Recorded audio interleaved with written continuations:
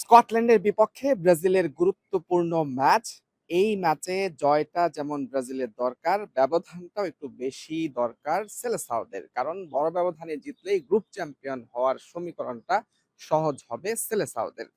মাঠে প্রতিপক্ষ স্কটল্যান্ড বেশ শক্তিশালী এবং সেই স্কটল্যান্ডের বিপক্ষে যে সমীকরণ থাকবে সেলেসাওদের, তার আগে কিন্তু মাঠের বাইরের একটা সমীকরণ কিন্তু এই মুহূর্তে বেশ জটিল হয়ে উঠেছে। দর্শক, যুক্তরাষ্ট্রে এই মুহূর্তে প্রচন্ড গরম এবং ম্যাচ ভেন্যু মায়ামিতে হার্ড রক স্টেডিয়ামে ম্যাচ যখন শুরু হবে তখন সেখানকার তাপমাত্রা থাকবে 32 ডিগ্রি সেলসিয়াস, কিন্তু সেটি অনুভূত হবে 39 ডিগ্রি সেলসিয়াসের মতো এবং ভ্যাপসা গরম এবং প্রচন্ড অস্বস্তি থাকবে সেই সময়। এবং এই স্টেডিয়ামটি কিন্তু উন্মুক্ত স্টেডিয়াম, এমন একটা ওয়েদারের মধ্যেই কিন্তু ব্রাজিলকে খেলতে হবে এবং সামলাতে হবে কঠিন প্রতিপক্ষকে, মেলাতে হবে অনেক সমীকরণ, জিততে হবে, বড় ব্যবধানে জিততে হবে, তাকিয়ে থাকতে হবে গ্রুপের অন্য ম্যাচের দিকে।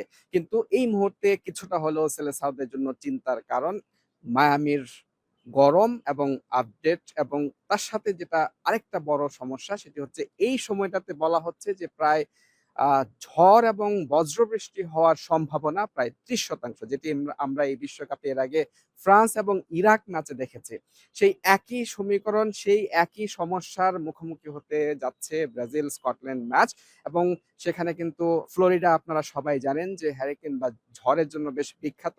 সেটির সম্ভাবনা প্রায় ৩০%, আবহাওয়া আপডেট কিন্তু সেটি বলছে, এবং প্রচন্ড বাতাস থাকতে পারে সেই সময়টায় যখন মায়ামিতে ম্যাচ অনুষ্ঠিত হবে এখানকার বিকেল ৫টায়, বাংলাদেশ সময় ভোর ৪টায়।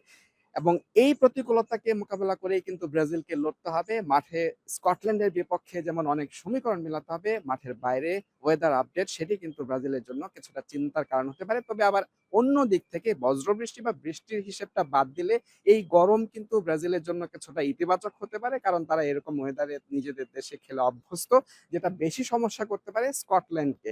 নেইমারের প্রত্যাবর্তনের ম্যাচে তাই অনেক মাঠের জটিল সমীকরণের পাশাপাশি যে আবহাওয়ার আপডেট বলছে মায়ামির হার্ড রক স্টেডিয়ামে সেই সময়টায় ঝড় এবং বজ্রবৃষ্টির যে ৩০% একটা সম্ভাবনার কথা বলা হচ্ছে, সেটাকে মাথায় রেখেই মাঠে নামতে হবে ব্রাজিলকে।